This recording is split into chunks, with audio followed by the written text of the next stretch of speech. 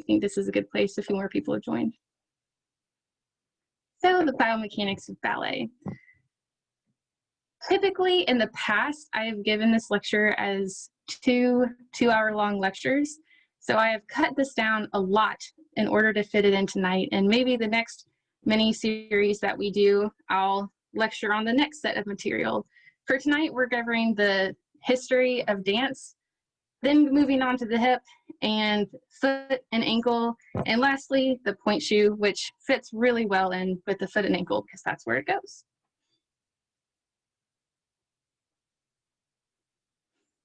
So most of you probably know that France had a lot to do with the development of ballet, and many people think that ballet originated in France, and that's not completely wrong because in a sense, ballet as we know it in the modern realm was really developed in France.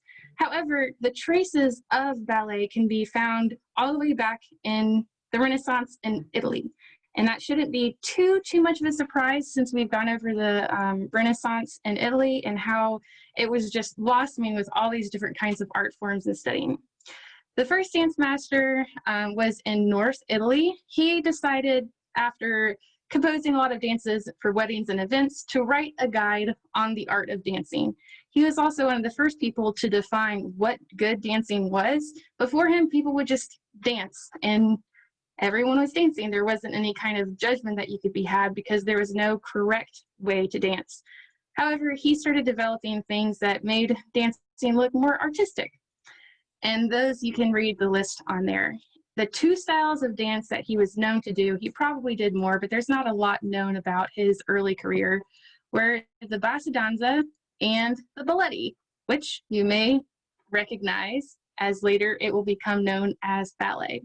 But in Italian, or the language that they were using at the time, it was called balletti. Later on, Catherine de Medici really liked ballet. She liked it as a way to communicate with people and socialize with people. And when she married King Henry II and moved to France, she brought ballet with her. And one of the previous lectures, I think it was the first one, we talked about women's role in the Renaissance and how during that time they couldn't have a lot of well-renowned in science and mathematics because no one really listened to them and there was no way to publish your work anonymously or through someone else. But politically and socially, they had a lot of influence that we can trace. And this is one of those examples where she developed an art form in her own way by bringing it to France. And when she was in France, she used it not only to manipulate those in the court by giving people her more favorite roles, and they would say, oh, she loves me so much, look how great I am. But she would also use it to keep people busy and prevent infighting. So it became a very, very central part of her court. Later, and this is where dance was really modernized, King Louis XIV. And if you know anything about the history of ballet, the history books often start with him because he's the one who really started it. Gentlemen, every gentleman knowing how to dance, he was the one who made that the way that it is. The Paris Opera Ballet, he started that. He started the Corps de Ballet, which is the group of people who permanently dance. That is their job. They don't do anything else, but they are dancers. So he loved dance and brought it to where it is now. And after him, there are a lot of other important historical figures, and I would love to go into all of them in detail, but here's just a list of them, and you may recognize a few. Specifically, Peter Tchaikovsky. He was in Russia, and he helped stage many of the original ballets, but if you recognize any of those, that's exciting. But if not, just know that there are a lot of people since France and its origins to modern ballet that influence dance all around the world. So now going on to the hip. I love to just think about dance, and hopefully after we've gone through how the body actually goes into these positions and performs aesthetically, you'll also appreciate dance better because you'll know what you're looking at rather than it just being some kind of mystic understanding of some human body being up on the stage looking pretty. You'll actually know what's going on. So a lot of times in biomechanics, the body is simplified into this model that you see here on the right. These green dots are the hips, the knees, the feet, shoulders are up here, and the head. And we've all drawn stick figures well enough to know kind of what's going on here. It's a very simplified model of the human body. It's really good for calculating different forces and joints because there's rigid bodies that are in those positions because of the bones that are there. However, this simplification limits the pragmatic understanding of how the hip functions because there is this part of the hip that, or the femur that pokes out here called the greater trochanter. And this angle here affects how you walk. Instead of being a straight stick, it actually goes out to the side before it comes down. And in our day-to-day life, this doesn't really matter. I mean, it does matter because it's how we walk, but from a biomechanical standpoint, it swings back and forth and we can calculate the function straight. However, this bone gets in the way as you try and bring your legs up, so it's really important to control where the greater trochanter is on the outside. Looking down from the top, you can see it almost being flat because there is horizontal space there. And the greater trochanter is your hip on the very side. You can usually feel it if you press into your hip, you can feel where that bone is. A lot of times when people say this is my hip, they're really pointing to their greater trochanter because it's what is on the surface. However, for dancers, you may be familiar with the fact that you turn out and you bring your legs out to the side. And a large reason why that occurs is to get the trochanter behind your pelvic bone. Here you can see the greater trochanter sliding behind, and you almost can't even see it from this position. This circle, which is where the greater trochanter is behind her, and you can even see that the mass here dips in a little bit with the absence of that greater trochanter. Before, when your foot was facing to the front, it is now facing to the side because of the rotation in the hip. And your rotation in the hip and your placement of the hip greatly affects where your feet are and where your knee is. And for dancers, that is essential. Here's another figure of these side by side where the greater trochanter slides behind. And you can see here in this image how that has dipped in a little bit. And that is because of the absence of the greater trochanter where it is sliding behind. And when you rotate your legs to the sides, it really gives you a lot of freedom of movement of your legs because dancers will put their feet right in front of each other. And if your greater trochanter was there, and if your feet were parallel, you wouldn't be able to slide them in front of one another. So by rotating to the side and the hip, you're able to slide your feet back and forth. And these are some of the basic positions in dance. Second position, where you have some spread and your legs are turned out.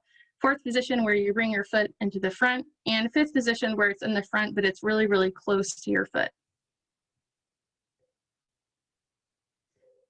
And with turnout, it is extremely, extremely important to turn out with your hips. A lot of times, either recreational dancers or younger dancers who are still learning about turnout will try and make that rotation complete with their knee. And in this dancer, you can see that her thigh is coming forward, but she has forced a rotation in her knee and some of in her ankle, and her toe is out to the side. Even though her knee is coming forward, you know that there has to be a lot of stress on her knee here, and that tends to lead to injury. So it's always good to avoid injury. So rotate this to the back, and over here, this dancer, and typically it's not quite this extreme, especially in modern dance, there's a lot more flexibility when it comes to like not a perfect turnout, which is a perfect 180 degree. And you can see that her knee is aligned over her foot and aligned with her hip as well. So now we've talked about turnout, and extension, it really comes into play. I want to talk about definitions for a little bit. It's really good to be on the same page. In biomechanics, when you use the word extension, it is increasing a joint angle in the sagittal plane of that specific joint. So if I was talking about the hip joint here and in the sagittal plane, it would be, yeah, this angle. And extension would be increasing that angle, so it'd be bringing that femur backwards. However, in dance, extension is anytime you bring your foot super high in the air. It doesn't matter about the joint angle of your hip. It could be front, back, or side. Anytime that you lift your leg, that is called extension. And for the rest of this lecture, I will be using extension in the form of dance, not in the technical biomechanics definition. This is looking at someone from the back. So we've changed our perspective. Instead of looking from the top down or from the side, we were looking at the back. And this is the greater trochanter right here. You've slit it in the back. And once you've slit it in the back, then it makes space to lift it up. We'll come back to this PowerPoint in a second, but I want to share my other camera so we can talk about this in a little bit more detail. So I have with me here pelvic bone and leg bone. I have this other leg, but I don't really want to use that because we're just going to talk about one.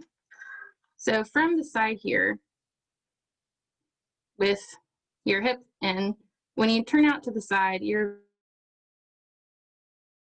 now rotated your greater trochanter to the back, so that when you lift your leg up, the greater trochanter is sliding behind your ilium, or that like flat part of your pelvic bone. So you can see it here where it's sliding in the back. And unless you had turnout, you would be going up and immediately you would hit your greater trochanter on your pelvic bone. And you may have done this before where you lift your leg to the side and it kind of gets stuck. If you're flexible enough, you would see that there is actually a structural limit. Leg to the side and it's forward.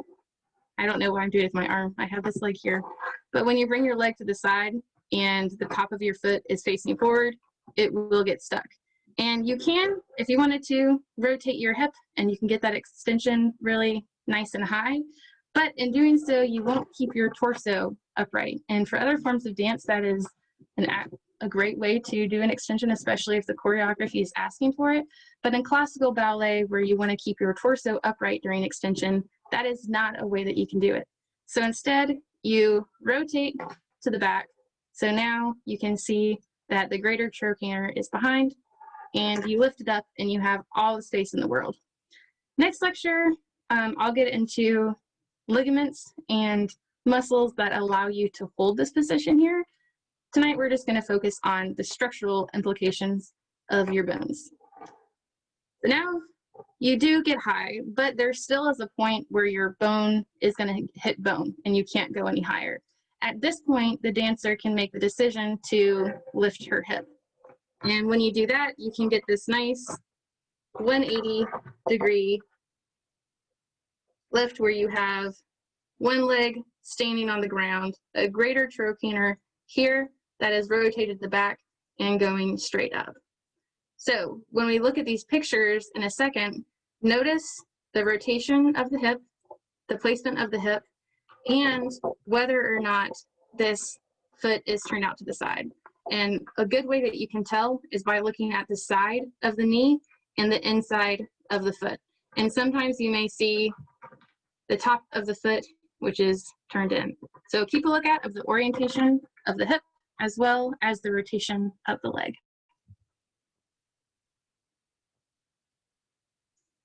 Switching back to PowerPoint. So here's what we just talked about: rotation, lifting, bones get stuck, rotate the hip to make it go vertical. And here with Misty Copeland, you can see that very, very, very well. Her hips are laterally rotated some, but not all the way.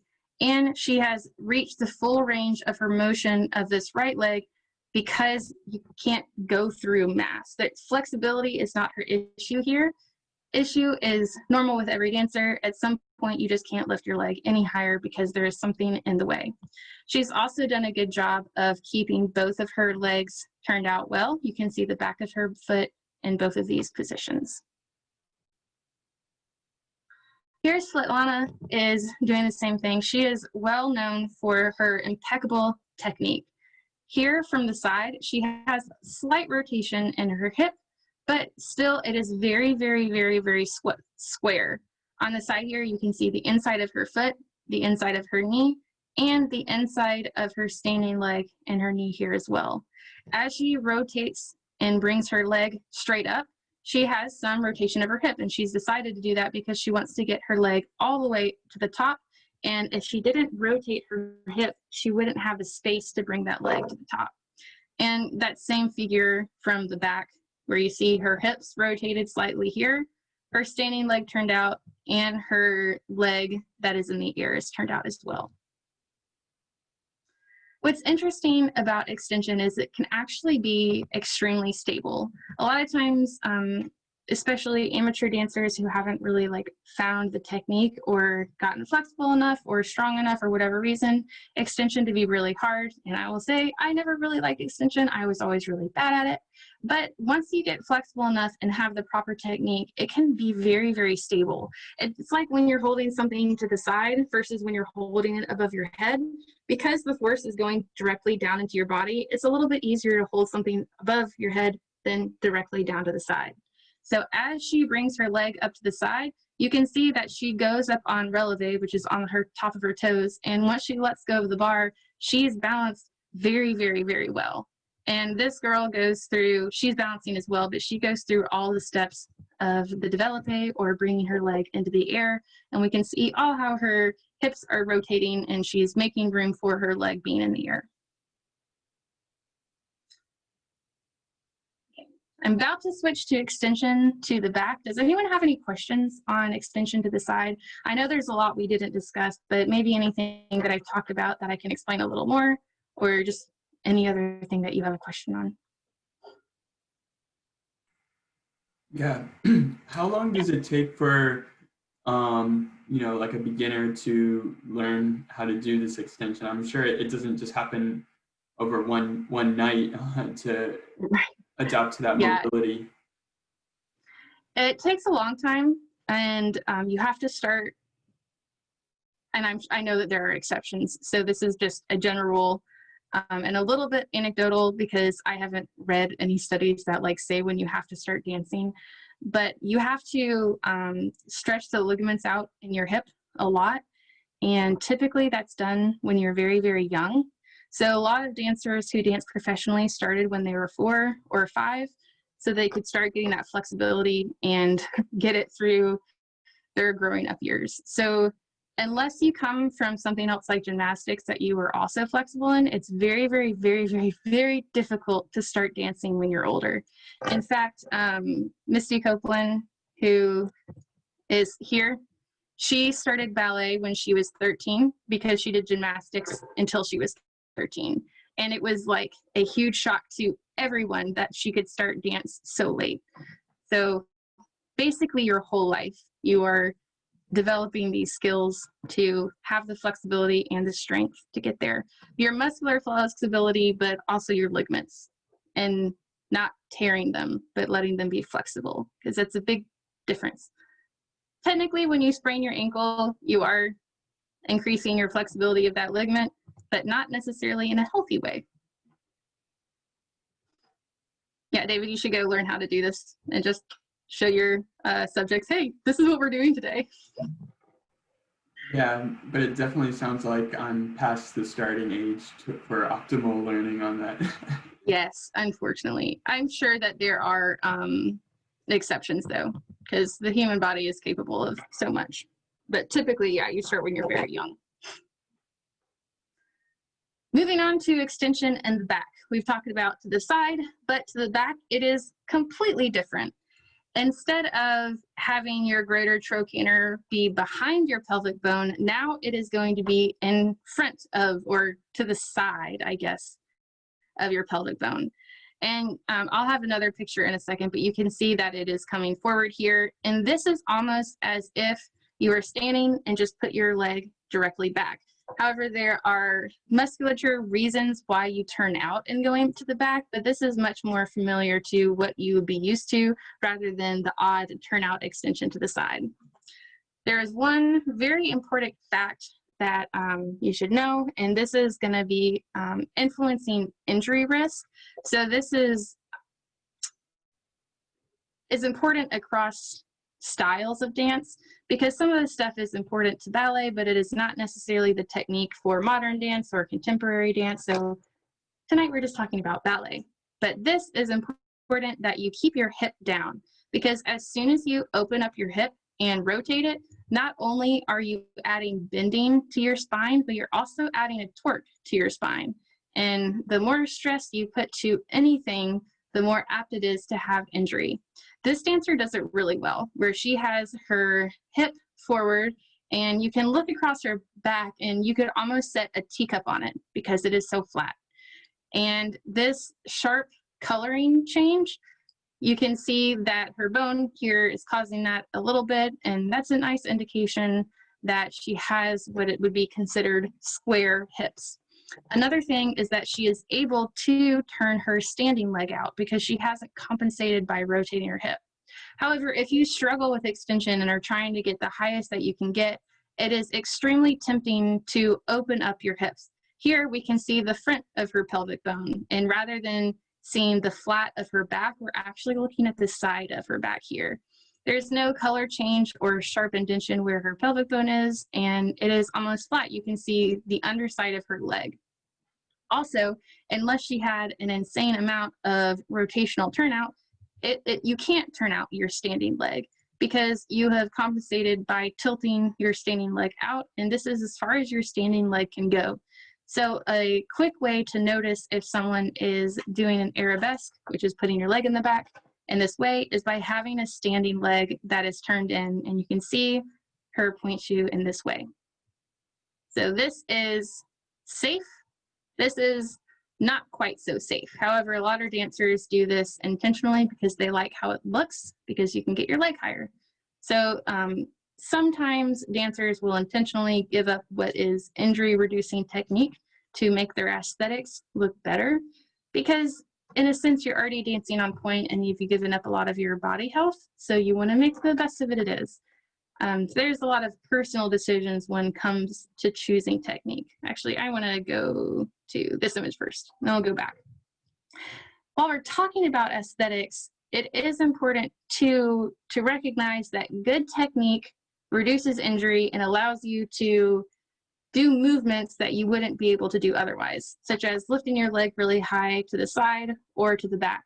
However, for a dancer, aesthetic beauty is above all. If you were trying to reduce injury, no one would put on point shoes, but they look pretty. So everyone puts on point shoes. And it's the same thing with these kinds of techniques. This dancer probably knows that she's lifting her hip. However, she does so anyways because she likes the line. Her hip is lifted and her standing leg is turned in. This dancer in the middle, she has that sharp line here at her hip. You could set a teacup on her back. Her shoulders are nice and square with a little bit of reaching to the back. However, her standing leg is turned in. She probably likes the line that this gives because it is really beautiful, this line here. And she's probably made that decision because she likes how it looks. This dancer on the right, she has square hips. She's opened up her arms for that aesthetic view, and her standing leg is nice and turned out. So she is doing the most technically correct arabesque. However, if you were watching all of these on a stage, don't be caught up by the incorrect technique, because they can all be pretty in their own way. And that's why dance competitions and other subjective art styles are so difficult, is because something is pretty isn't necessarily because it's right, like the perfect technique, but it's just pretty for whatever reasons. And dancers trying to optimize that through movements, but and extending your dancing life with proper technique will reduce your injury, but don't get yourself caught up by the perfect technique and that being a form of beauty, because you'll miss out on all the other dancers who may not have perfect technique but are very beautiful dancers. Little pet peeve of mine, going off to the side. Back to the biomechanics of ballet. Hip extension to the back. There is a transition that transpires as you go from side extension to the back extension. Because if you remember, the greater trochanter is in the back for side extension and is in the front for back extension. So it is in the back here, and in order to rotate around and bring your leg from the front to the back, you have to flip your greater trochanter over and rotate your hips some. And you can see this dancer doing just that.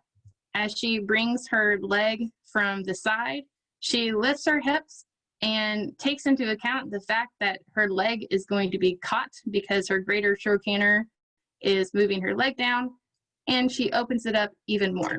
So let me switch to my camera so we can go through these steps with my model.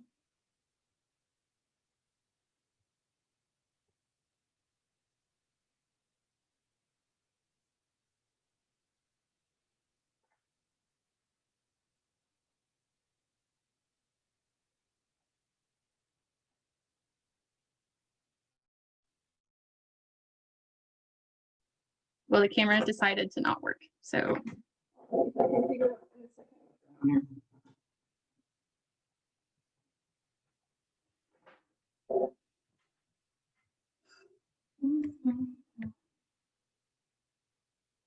There we go. All right. We will, instead of looking at it from the front, we're going to look at it from the very back. And switching legs so we're still on the same side. Here we are moving to the side. The greater trochanter is in the back. Her rotation would be in this way. In back extension, her greater trochanter is facing forward. Also, her pelvis is going to be slightly rotated forward so she can get that nice extension to the back. So what happens is, as she's rotating around, she'll lift her hip so that she can make way for her greater trochanter to slip over before she brings her hip back down and goes forward. So at the beginning, I said, don't bring your leg up to the side because it pinches and you don't have any more room. It's not a sustainable way to hold your leg, and also you can't really go any higher. However, the exception to that rule occurs when you're going and transitioning from a greater trochanter into the back to the front.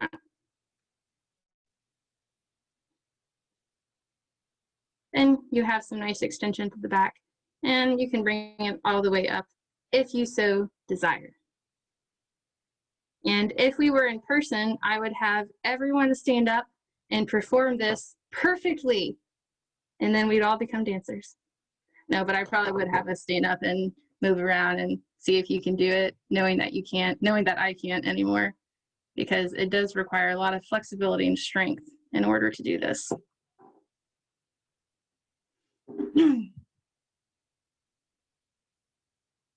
This dancer here is doing it in very slow motion. You may notice immediately that her standing leg is turned in. And the reason that she's doing that is probably to allow her hip to open up a little bit more so that when she's rotating from the side to the back, she doesn't drop her leg too much. Even though you still see from here down, you see a little bit of a swoop. Some of that is inevitable right there because you have that greater trochanter in the way, but part of dance is just having an illusion. So she is making an illusion that her leg is not dipping. And as she goes to the back, you can see that her hip comes forward and she makes it nice and square. You could set a teacup on the back, except that she's going forward, but it is nice and flat on her back. So it is correct to bring it forward, reduce the stress on your spine, and it is correct to rotate it about when you're going from the front to the back. And then this is when I was going to talk about aesthetics, but I jumped into it so early. Inevitably though, even if structurally you can do it and you can get your bones in place, and we all have very similar skeletons, so most of us would be able to get our legs in those positions, it requires a lot of flexibility, not only in your back, but also in your legs. So David, like we were talking about earlier, this requires years and years of training and a lot of keep up. I don't dance anymore, and I wouldn't be able to do this at all. And if you're a retired dancer or know someone who's a retired dancer, they probably wouldn't be able to do it in this way, even though they trained their entire life for it. Any questions before we leave the hip? Because we will move on to the foot and ankle.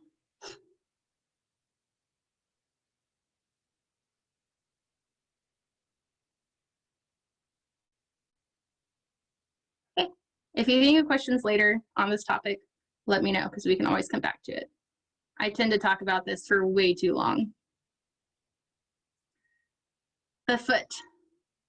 My favorite bone in the foot is the talus, maybe even the body, but I have a lot of favorite bones, so it's kind of hard to tell. But the talus does a really, really good job of distributing the load of your entire body. It comes down, and as your tibia is on top of it, it takes the load on this platform and distributes it through your heel and your toes. And in many ways, this is like a truss, because you have ligaments that keep your toes and your heel connected so they don't just flatten out. And for most people, that is the case where you have a little bit of an arch, so you get a nice truss in your foot. And you can see that as the distributed load lands on here, it's over an area, so it's nice and spread out. The forces come through the back and through the front, and the back and the front. However, this is only when you are in a neutral position and you're standing upright. Most of us, when we're walking around, spend most of our day like this. However, dancers like to take things to the extreme and rotate their foot all the way down and all the way into a plantar flexion.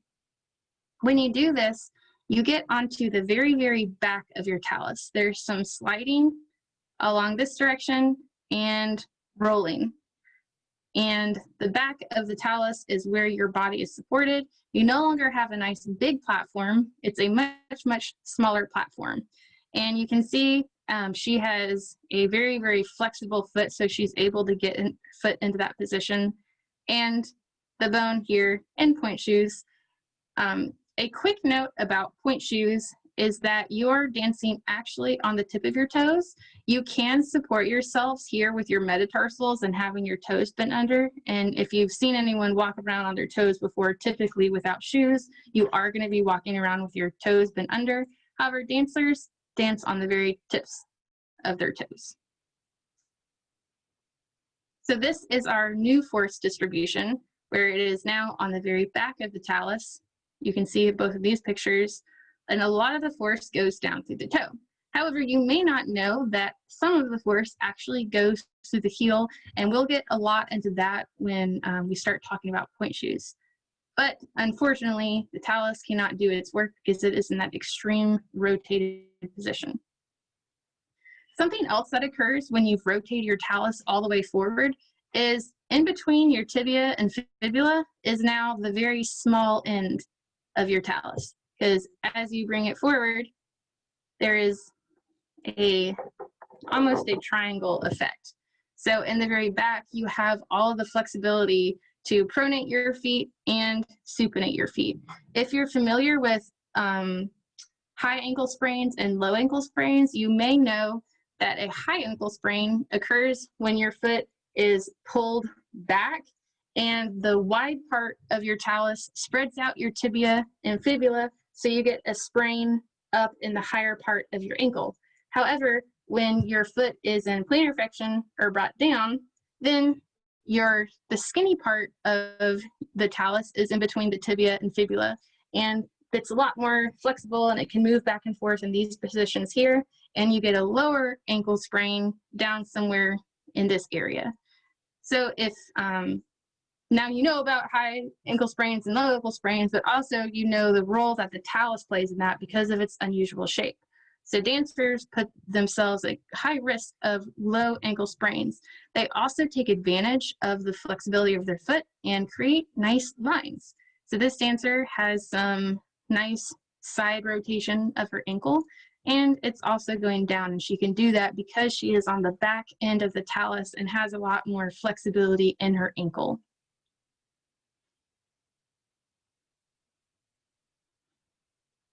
So one thing that can occur, especially if you begin dancing on pointe too early, most dancers don't start dancing on pointe until they've hit puberty, and that is to protect their developing feet.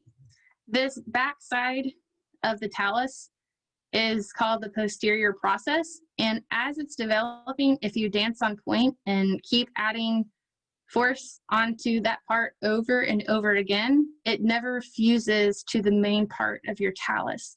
And therefore it floats around, and a lot of people will call it an extra bone, and they get it removed because there's no way to fuse it to your talus. And interestingly enough, then you get even more plantar flexion because you don't have the space of this bone in the way. You can rotate it all the way down. Something else that can occur if you do start dancing at a safe age, you're still adding a lot of force, and in response, your bone thinks, oh, I'm supposed to have a lot of bone here because I'm supposed to handle a lot of force. Therefore, a lot of dancers have an extended posterior process that's much longer than someone who doesn't regularly add force to this section. And you can see the talus from the top down in this view as well.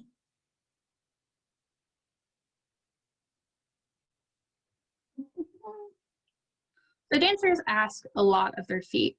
You can see here the strength that is in her foot through the veins and just how cool it looks. And dancing on their feet, not only are they on their toes, but they are jumping up on their toes, as you see at the beginning of this video. There is, on dance floors, there's sprung floors, so you can see the floor bending back and forth, but that only does so much. So that was a brief section on the foot before we get into the pointe shoe. Does anyone have questions on the pointe shoe before we move, or the just the foot before we move on?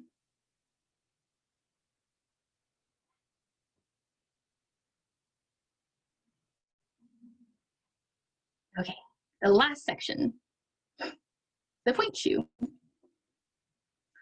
The pointe shoe is not made out of the strongest material, mostly cardboard, newspaper-like material, canvas, some kind of paste and glue, and then on the outside, there will be satin. And this is a picture of a pointe shoe cut in half. On the very bottom here is what is called a shank. You can see it from the top down over here. This adds structural support to the back of the foot, and in an odd sense, you can consider this the heel of the shoe. So looking at a woman's shoe that has a heel, that straight part in the back that goes down to the ground and supports the heel, that is a little bit of ways what the shank does. It supports your midsole and supports your heel, and therefore distributes the force from your body and keeps it off of your toes. And there's also this front section called the box, and it is actually very, very hard, and it supports your toes, keeping them together. And there's other parts of the shoe as well, but those are the main two things that we're going to talk about. This is everything broken apart. There are tons of different kinds of pointe shoes, and here are just a few brands, and you can see how they look different in the side. Dancers will go through all different kinds of shoes to decide what fits best for them. However, even in doing so, pointe shoes don't last for very long at all. They fail very quickly. And for principal dancers, they can go through 1 to 3 shoes per performance. And if you do 3 or 4 performances per weekend, you can imagine how that builds up your shoes very quickly. The Royal Ballet goes through 6,000 to 7,000 shoes per year. And professional dancers, when they're not performing, can go through 1 to 4 shoes per day, depending on their style of choreography and how much pointe is in it. If they're on an on season or an off season, those values can change, but they don't last very long. If you can make a shoe last up to 2 weeks, everyone is completely jealous of you because somehow you've made your shoe last so long. They don't really last long at all, because they're made of weak material and you're also requiring a lot for them. Most dancers, and this dancer here, has a ton of shoes. So some of these shoes are lasting more than one time. And so she's trying to make them last by doing different things, such as gluing them and shellacking them to make them last longer. But they need to support your foot in the back here. This shoe, you can even see it buckling some. It's not supporting the foot at all. And therefore, she would probably consider this shoe dead. Same down here on this bottom gift, the front of that shoe, that box portion is supposed to be hard and support her toes. However, it does not support her toes and kind of brings it sagging down. There is one shoe that uses material that is not cardboard, and this is a more modern shoe. They use different kinds of polymers. And this is, I used Grishko when I danced, and everyone was always jealous of how long my shoes last, and now I know why. It's because apparently their shoes last longer. But they boast of their shoes lasting for a long time, and that's true because the material that they're made of can handle a lot more fatigue than other types of, handle a lot more stress and bending than other types of materials. But there is some pushback because dancers are very traditionalist, and having a new kind of shoe that's not handmade is foreign, very foreign. So I have some shoes here with me that I want to show you and talk through the different parts.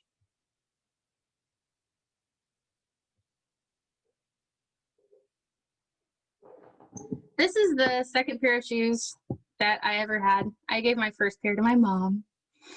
But on this shoe, if you open up the back, you can see all of the different layers of the pointe shoe.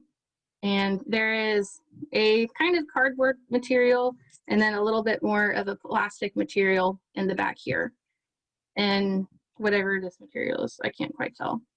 When I was wearing this shoe, I didn't know that shoes died so quickly, and the box got extremely soft here. It's dangerous to dance on shoes that are not supportive because you're going to fall, you're going to slip, and you're going to put excessive force on your shoe. Something else that happened with these shoes that I should have known that they died quickly is the shank actually broke in half. You can see down here where it should be connected and support the foot, but instead it is actually completely broken in half. And this does happen sometimes, but that's not typically the way that shoes die. Typically, they just become so soft like they are up here that there's no force going up to the heel. And this is one of my more recent pairs of shoes. You can see maybe that shine that's in there. I don't know if you can tell through the video or not, but that's some glue that I put on the shoe to make them last longer. I started to learn where my shank started dying. So I would add the glue when I first got my shoe to that position. Here you can also see the different layers of the shank and how they go up where the back of my foot would be to support it. And for these shoes, that is where my foot would bend and my heel would rest on this spot here. The front is quite hard, and on this shoe, as I'm pressing it, you're not going to see it bending in because it's actually supportive. On many shoes, there's a little bit of soft material in the back to try and prevent them from being loud, but other than that, the sides are very, very hard where your toes actually slide in.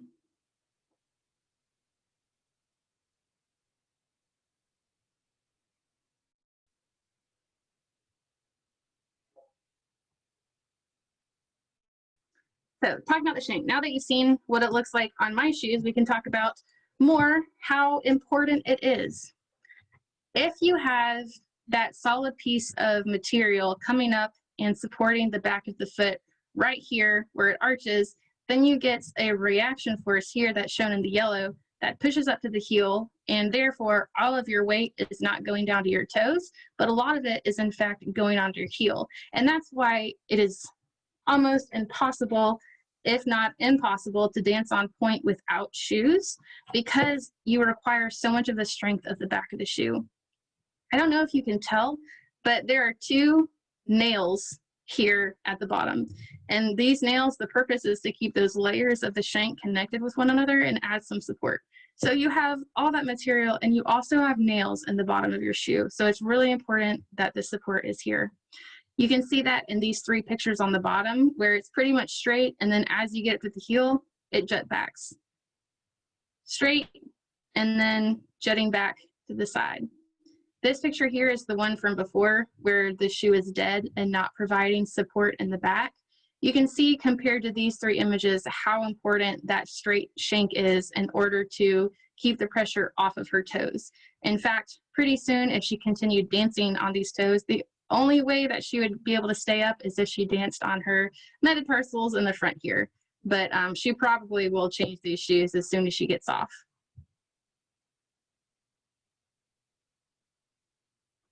Here's an image of someone preparing their shoes. There's a lot of methodical ways that dancers prepare their shoes, making sure that they fit their own feet exactly. Not every dancer can afford custom shoes, so when they get their shoes, they customize them themselves. This dancer actually cuts off a portion of the shank in order to make sure that it fits her foot exactly. After she has cut it off, you can see here she's pulling back the shoe, and the shank is leading right up to her heel. So when she puts that satin back on, she has support not only in her toes, but also in her heel. You can incorrectly break your shoe in.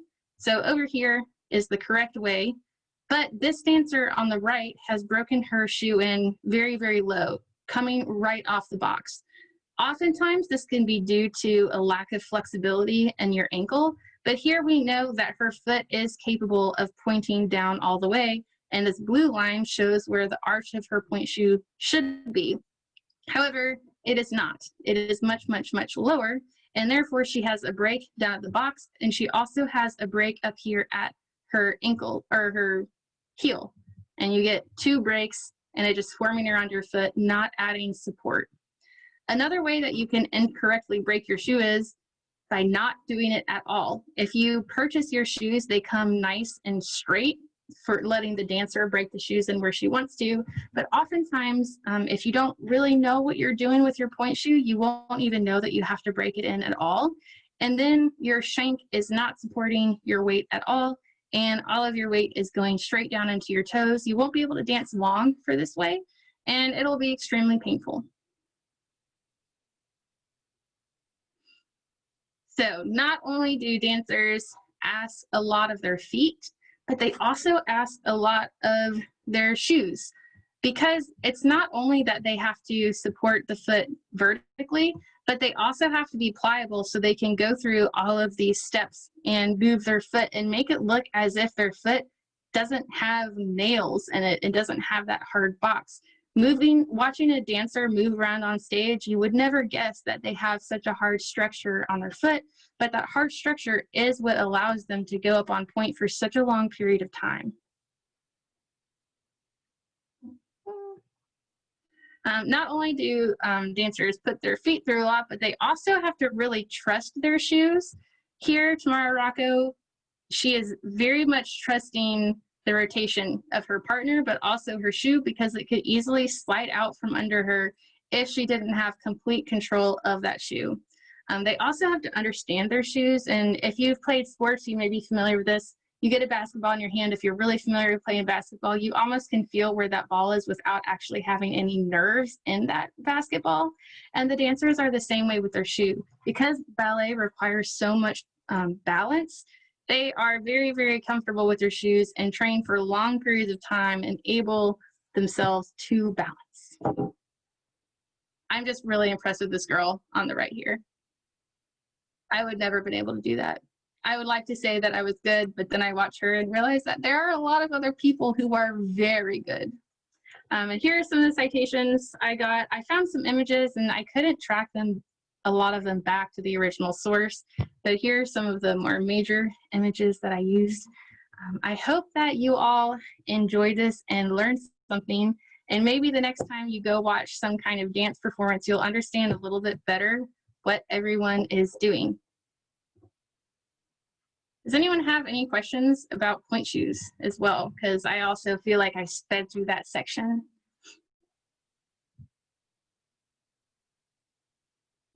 I have a question. Yeah. So I know that when a lot of dancers get their point shoes, they can sew the elastic either like across or like around where it connects to the heel and all that.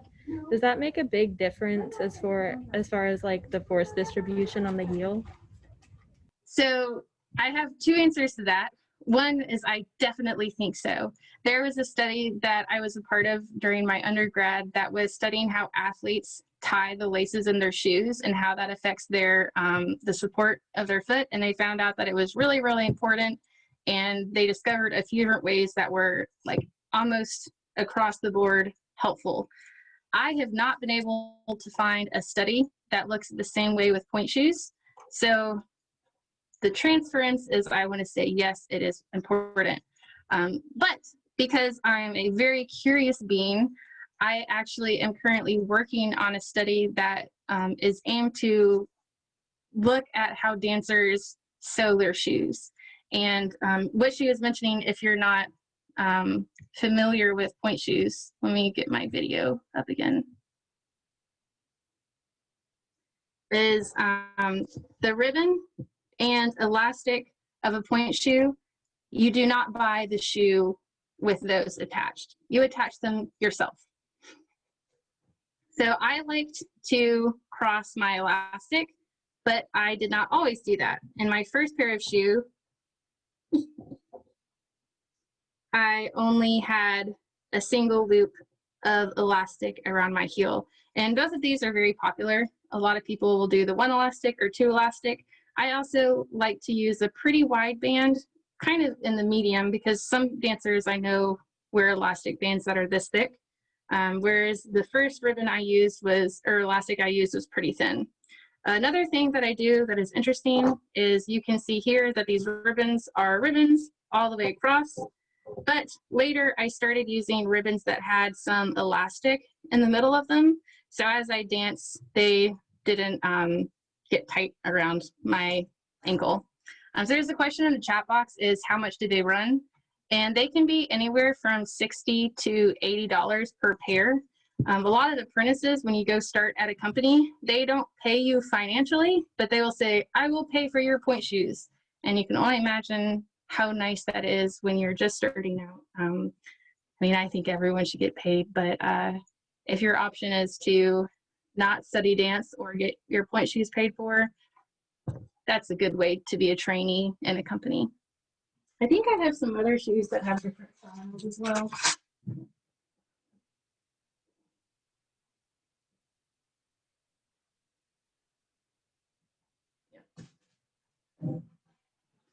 So here's another one that I have a loop around the end, and there is a spot that bugged me.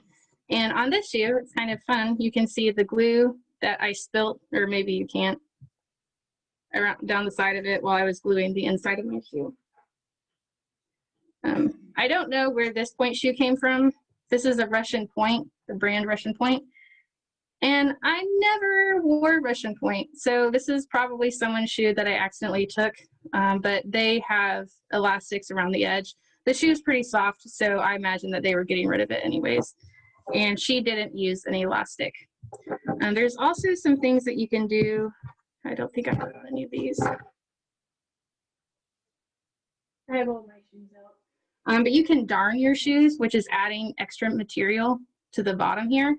And sometimes because point shoes are made by hand, they are not exactly flat, so you add some material.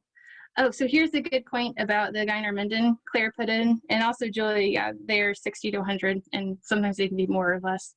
Customized shoes are crazy expensive, and you don't usually get those unless you're really high up in a big company.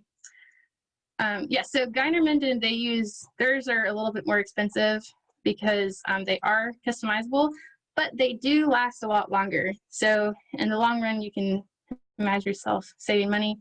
Also, I wish that I had tried them when I was dancing, because I just always thought that they were crazy and weird because they tried to use science to make you dance better. And don't you know that a dancer can dance good on their own? I don't know what I was thinking. I was a traditionalist, but now I wish that I had tried them because I think that it could have saved myself a lot of injuries. Does anyone else have any experiences with point shoes? If you crossed your point shoes or looped them from the back? And something else I started doing is I started sewing my shoes on the outside so that it didn't rub on my heel.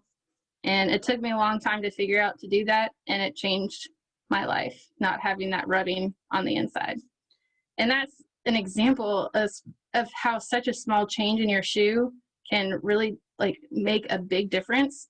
So I'm excited to, the study that I talked about is in early stages. So I'm excited to start the study and see how other dancers prepare their point shoes. And when COVID is over and it is easier to test subjects coming into the lab or me going to them and testing their like movement biomechanics, I'd like to do that as well and pair it with the study.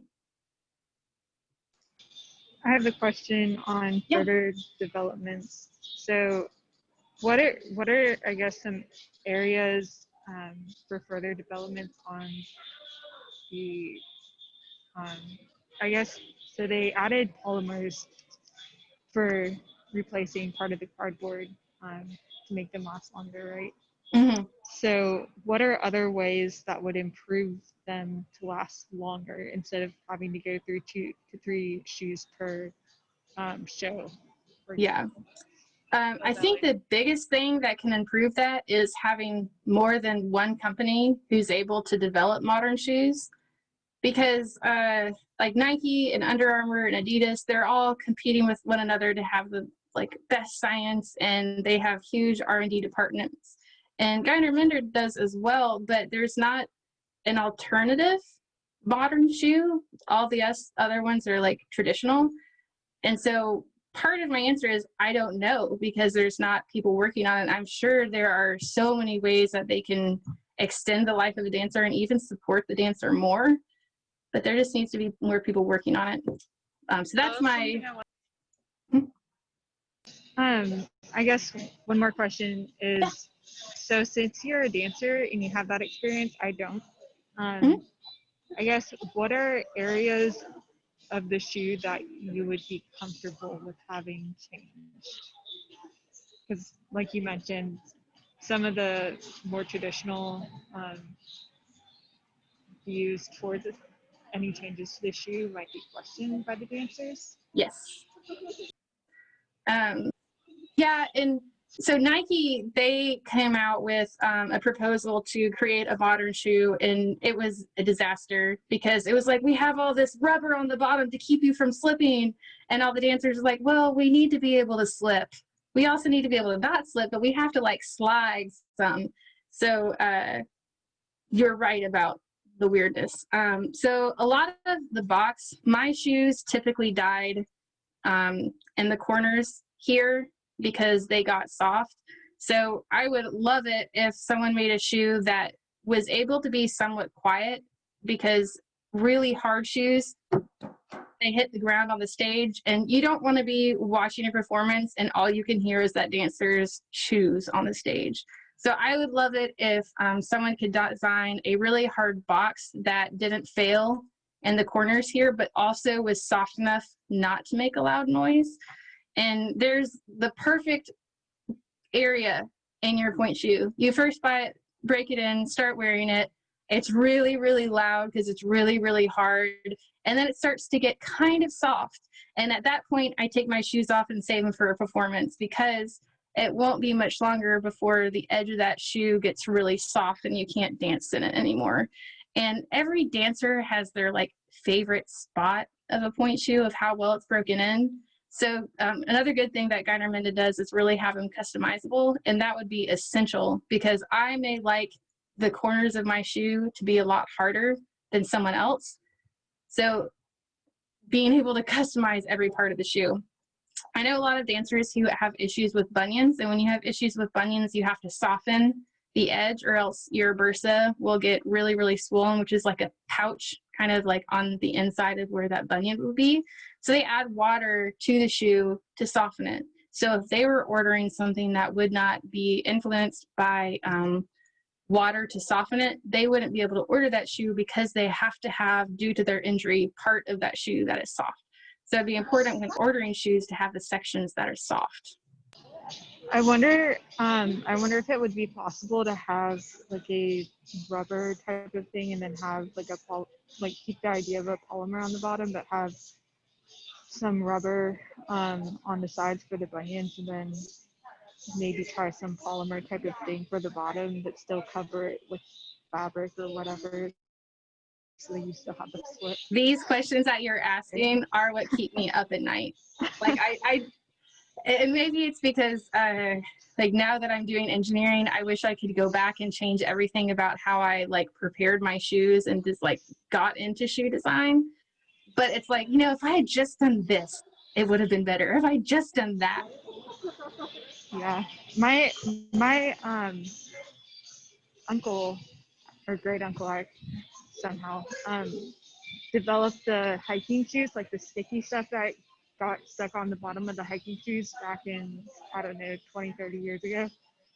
And then he started selling that. And so I know that it's not too difficult to like end up manufacturing that type of stuff, but it's basically like developing the right polymer or rubber or something to be put in those shoes to last for that long and to be able to enjoy that type of thing.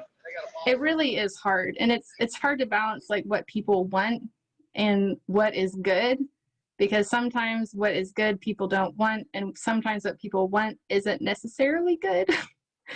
So it's just a big trial and error. So I was going to see if I could show some of my shoes. I don't know if any of these do, but when you're talking about the rubber, I like to wear these things in my shoe that are gel around my toes, and partially because it made them feel nice, but also because I don't think you can tell on this lighting, but it would keep my sweat off of the box. So like all of my sweat would go inside of that gel, and it kept it from getting soft. And I had to do that because it wasn't made out of a nice polymer that could get wet without ruining it.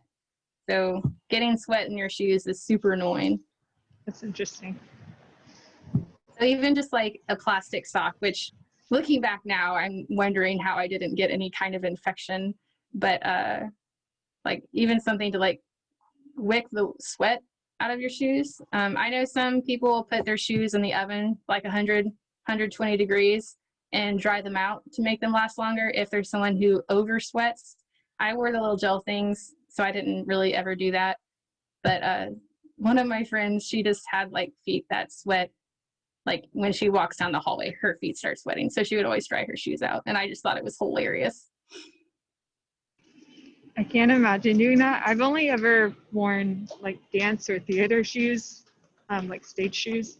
And I know that there's a few things kind of similar, not sweat related, but like the comfort level that we would do to make those more comfortable. Is there, I guess, I don't know, this is probably a terrible question to ask, but are ballet shoes comfortable? Or is there a way that you could make them more comfortable if you're designing more parts, aside from what you've added? Yeah, there's all different kinds of things that you can put inside the shoe and that dancers put inside the shoe. If they have a specific spot that like they get blisters, they'll put extra things. And I actually, I took this slide out, but I think I may have it hidden still. But there's also different kinds of feet, and the different kinds of feet that you have are important. Hang on.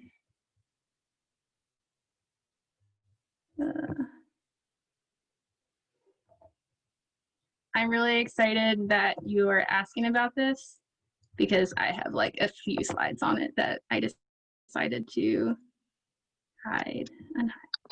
And I apologize because I had to miss the first 20 minutes of this conversation. That's of okay. The presentation. I loved, no, you're good. I love talking about this and could talk all night. So here. So these are 3 different like common styles of feet. One where the big toe goes forward, one where the big toe and the second toe are next to each other, and then the Greek where the middle toe goes farthest front. And for some reason, this style foot has a really pretty arc, so a lot of dancers have this kind of foot. And when you have a unique shaped foot, you add in these kinds of support things along with it. So that's one way that a dancer makes their shoe more comfortable. But yes, shoes do hurt. Some people, it bothers them less. I may be kind of a baby because I always complained a lot. But also, a lot of things hurt when you're dancing. And pretty much all of you is at some kind of pain because you're always pushing yourself to the limit. And I know that's not just dance. If you're any kind of field where you're pushing to your body to the limit, it's going to be in some kind of pain. In fact, I'm putting together a survey asking about point shoes and how you prepare your point shoes, how do you break in your point shoes. And I have 2 different questions when it comes to injury is like, do you have pain in your foot? Do you have chronic pain in your foot? And then the second one is, do you have an injury in your foot? Because some dancers will have chronic pain in their feet, but not consider it an injury, but just consider it part of their day-to-day. Whereas if they go in and find out that that pain is coming from a frayed ligament, oh, now it's an injury because I know that there's actually something wrong. So I have to like ask about what kind of pain you're experiencing, because it is common, and sometimes it's just from standing on your toes, not like a specific injury from that day. And you buy different shoes based on your foot type. Okay. And I guess I kind of understand that because I run and I understand the different shapes of feet based off of like running shoes and stuff like that. That's good. One time growing up, I told my dad, just we were talking, I was like, oh yeah, that's like my friend, because I saw like my friend's feet or like a picture, I can't even remember what it was.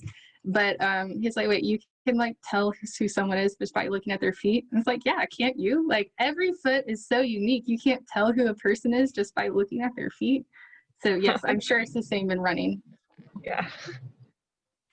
That's very interesting. Thank you. Yeah, I'm glad that you asked those questions. Now I'm going to be thinking about designing. Oh. Does anyone else have any questions?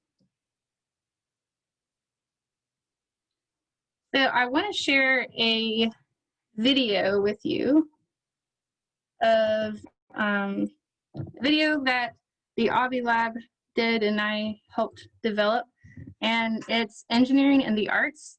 It's a student who is at Auburn, and she came in the lab and danced on pointe for us. And you're here if you would like to say that you were here.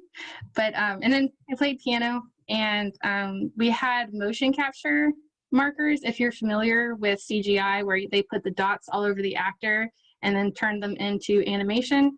Researchers will do that, putting dots all over the person moving around, and instead of turning that into animation, turn it to data and learn more about how that dancer moves. So I just shared that link in the chat box if you're interested in watching some about biomechanics and the arts. Hi, Julia. Hi, Taylor. And fun fact, Taylor and I actually danced at the same studio growing up, so that's how we connected through that video. But so it was also really funny. I didn't know that Julia was in engineering, and she didn't know that I was engineering, and I was subbing for a lecturer here at Auburn, and I walked in, I gave my lecture, and there were people coming up afterwards asking questions, and I looked over and I saw Julia, and I was like, what are you doing here? We should make a video. And it pretty much went down like that, and then we made a video. Not quite like that, but somewhat like that.